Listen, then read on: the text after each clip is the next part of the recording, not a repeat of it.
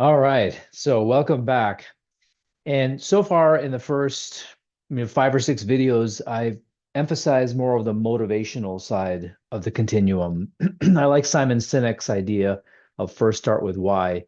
So there's the why, the how, the what. The why is sort of motivation. We need to figure out the emotional motivation for us. We have to crack that code for our own emotional motivation in order to do the how and the what. And the how for me is sort of what's our strategy? How are we organizing ourselves in order to be more effective? And the what represents the actual steps that we'll take together and in being effective in becoming more higher brain dominant. So far, what I've talked about in the why or the motivational side of the spectrum is, how to redefine life and how to change the game so you can win the game of life and everyone can win, actually. It's a non-zero sum dynamic, as I will elaborate on down the line. And we talked about the keys to success and excellence and happiness and connection. They're the same two keys. But then there's the lower brain that really uses the dopamine drop in order to block us from taking the risk that's required to get to the promised land, as I like to call it. But now we're going to zoom out and say, okay, how does this journey look? What is the how? What is the what in broad terms? And in order for us to become more higher brain dominant and get to the promised land. And this can happen very quickly. Don't make it feel like it's a big deal. It's not. It can be just within, you know, hours to days that you can start to become more and more higher brain and start this virtuous cycle. So this can happen from moment to moment. And over time, I'll show you how to assess that you're becoming more higher brain based on how much risk you're taking and how dysregulated you get by life and how quickly you re-regulate to the higher brain and just general qualities of life experience that you'll notice, life experience and changes in your brain and body that you'll experience as you become more higher brain dominant.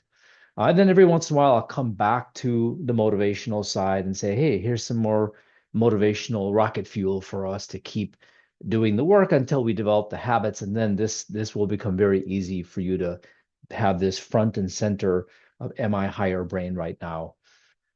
So let's talk a little bit about the how and what of this journey, and then we'll go from there. Okay. So the concept again, there's an architecture I'm going to share with you. It's a triangle, and I want you to you know keep that in mind as we're going through the journey. I'll kind of point out to where we are on the triangle, but the parts of the triangle will feed off of each other.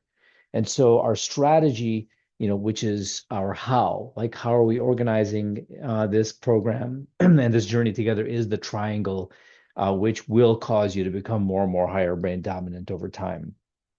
Okay, without further ado, here's the triangle. And let me pull up the laser pointer here. And so the idea, as I've pointed out earlier, is to think of life and work as a gymnasium for building your higher brain. As I've pointed out already, to me, the best source of meaning, internal, and purpose, external, is to become higher brain dominant. Nothing can be more important. And that's based on lots of evidence, lots of science, lots of brain dynamics. And so this is a sense of meaning and purpose that everyone has access to. That's the beauty of it. Okay, so higher brain dominance will occur as a result of lifting weights and embracing all kinds of discomfort, emotional, physical, intellectual, accountability for performance, and skills. And so that's here is what are the scenarios of discomfort that we can become aware of and go into, and then we're going to get dysregulated. And so we're going to teach you a lot of brain tools that will allow you to, sometimes individual brain tools will be enough to neutralize the dysregulating effect that happens from life. Life to me is basically people, situations, and thoughts that cause us to become more lower brain, become dysregulated, and that causes pain and suffering in and of itself. But the scarier part to me is actually subconsciously disengages you from life and reduces the risk taking that you should be taking on in order to have a richer life. And then finally, we can organize these tools into more sophisticated sequences, what I call the 4 and 6 step process, for self-regulation and co-regulation.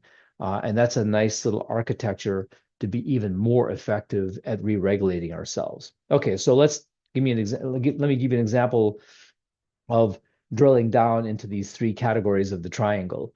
So self-regulation, here are situations of discomfort.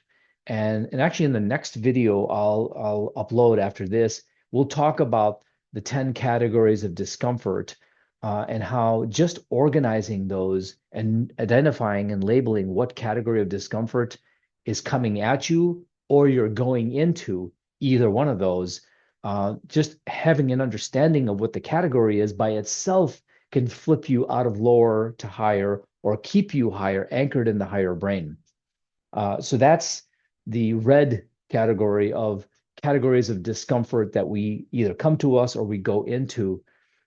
And then in the top part, I think that's what I have next. Yep. In the top part of the triangle are individual brain tools. I call them anchors because you're sort of anchoring outside the lower brain. You're anchoring in the higher brain.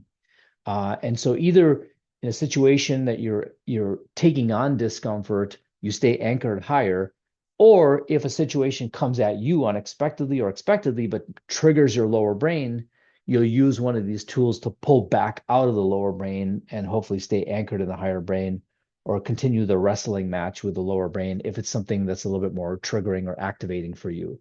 And so you can see all these different categories are different parts of the brain from left to right. And it will have all these are tools that I'll teach you with individual videos that correspond to the left prefrontal cortex, the mid part of the brain that has more to do with motivation and tenacity.